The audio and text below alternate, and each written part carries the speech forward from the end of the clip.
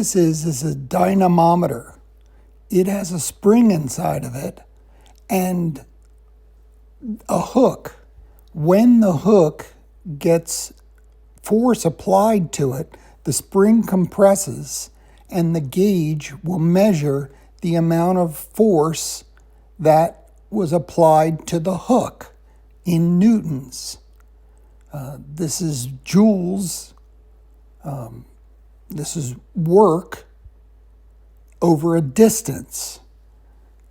I'm going to use this dynamometer to measure the impact force on a baking tray.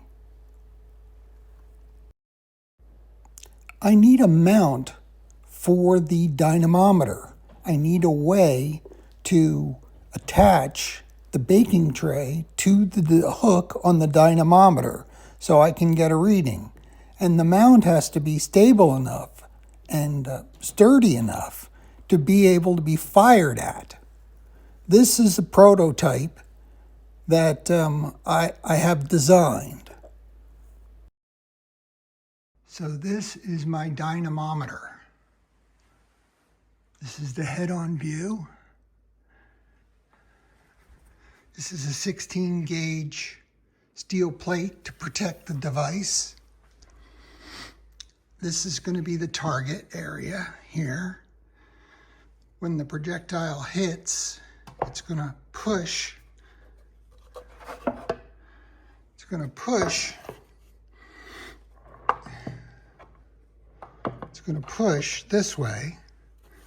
This piece will be mounted to the side, like so,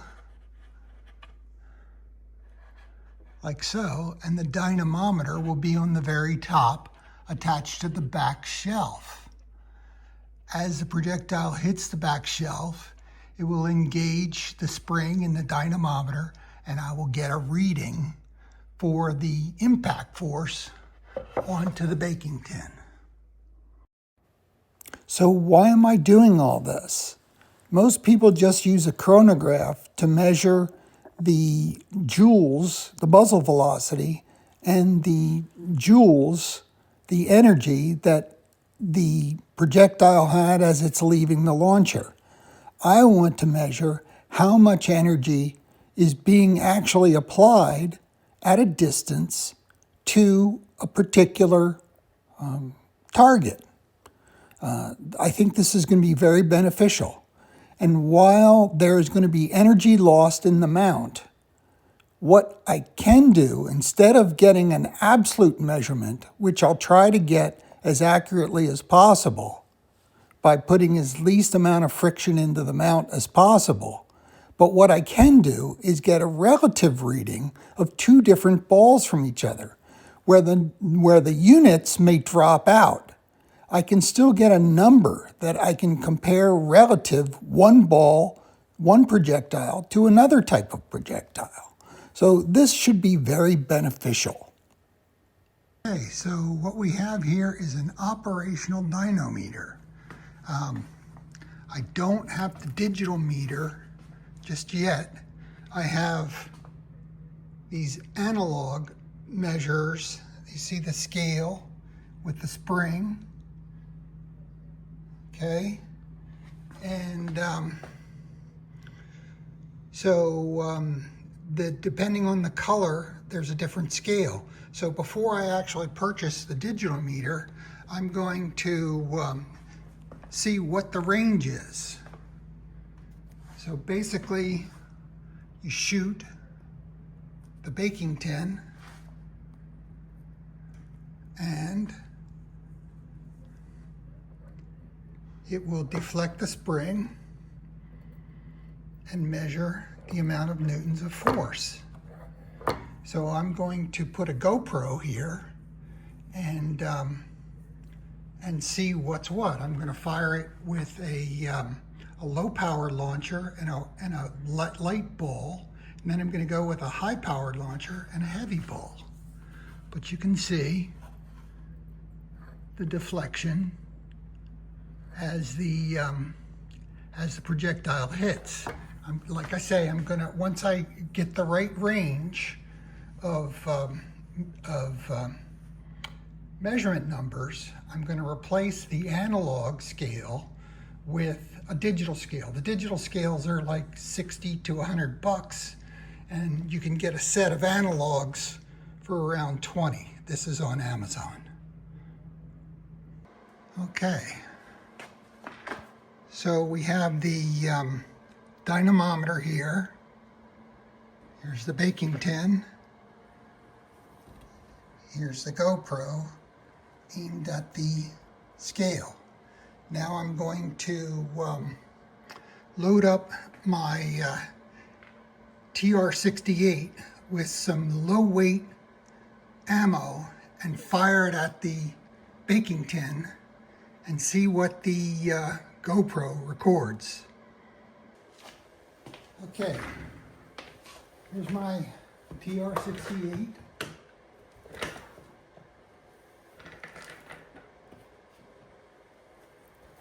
I'm going to grab some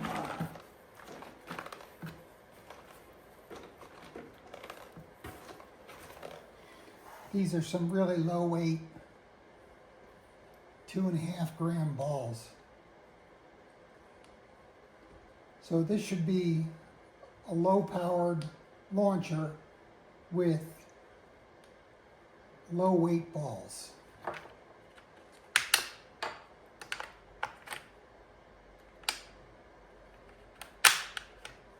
Okay.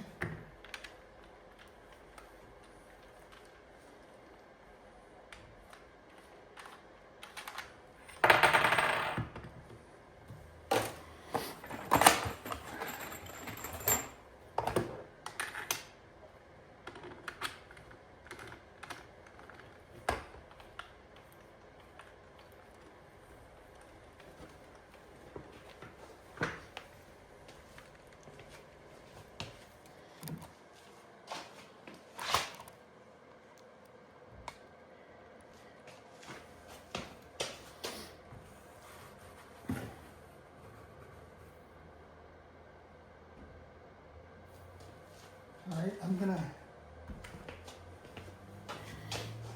turn the GoPro on.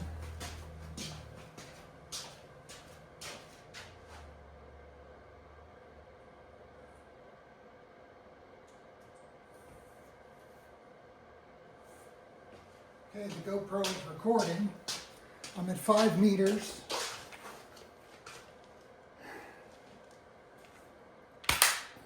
Charge the TR-68.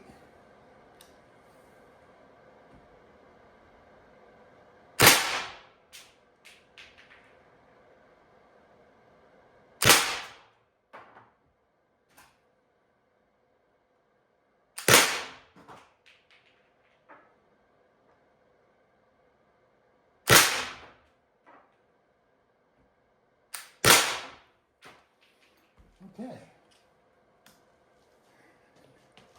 Now I'm going to go get the GoPro and see what happened.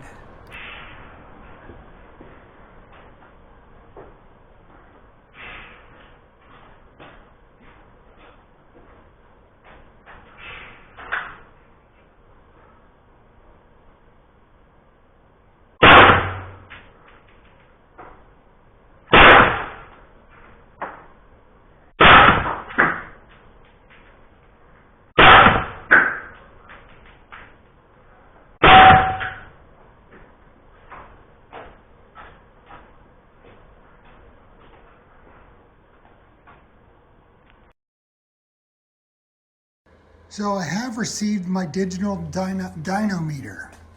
Here it is. The mount is a low friction mount. This particular dynamometer can go up to 500 newtons. But my testing is showing me that we probably don't need to go over 100 newtons in the meter, but I don't think it's hurting anything. The mount was designed for a spring in the dynamometer, the dynamometer. There is no spring in this digital dynamometer. So it's a low friction mount that will work with the spring type analog dynamometers, or it'll also work with the digital dynamometer. Let me just